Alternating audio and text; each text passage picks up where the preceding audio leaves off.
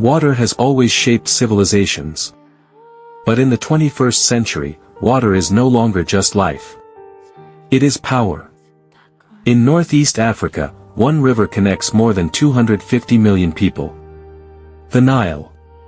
And today, at its source, Ethiopia is leading what many now call the Blue Gold Revolution.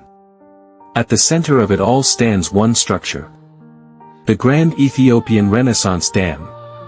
His is not just a dam. It is a turning point in regional power, diplomacy, and development. Why water is the new blue gold? Across the world, water scarcity is becoming one of the greatest challenges of our time. Climate change, population growth, and industrial demand have turned water into a strategic resource. So valuable that experts now call it blue gold. Nowhere is this more evident than in the Nile Basin, where 11 countries depend on one river system for survival. For centuries, downstream nations controlled the flow. Not by geography, but by colonial-era agreements. That balance is now changing.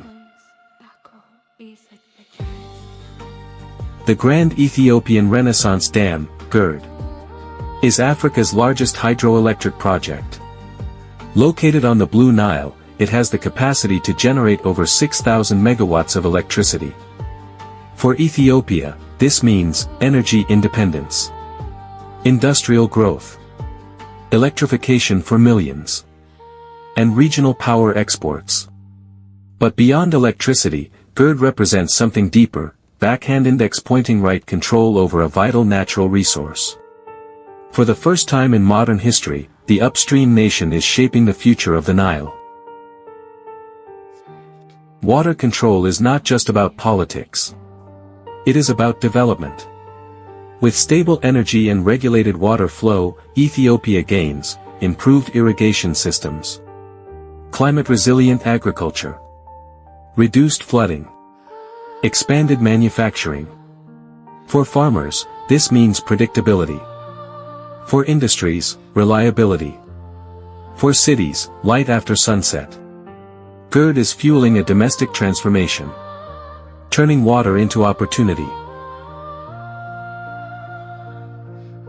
But every revolution creates tension. Downstream countries, especially Egypt and Sudan, have long depended on uninterrupted Nile flows. Concerns include water security, dam safety, long-term drought scenarios. For Egypt, the Nile is existential. Over 90% of its water comes from the river. GERD challenges decades of geopolitical assumptions that upstream nations would never assert control. Negotiations continue. Trust is fragile. And diplomacy is being tested. This is not just a technical debate. It is a struggle over sovereignty, history, and the future. With GERD, Ethiopia is no longer just a source of water. It is becoming a regional energy hub. Electricity exports create economic leverage, political influence, new alliances. Power no longer flows only downstream with the river. It flows outward through transmission lines. This marks a shift from dependency to interdependence.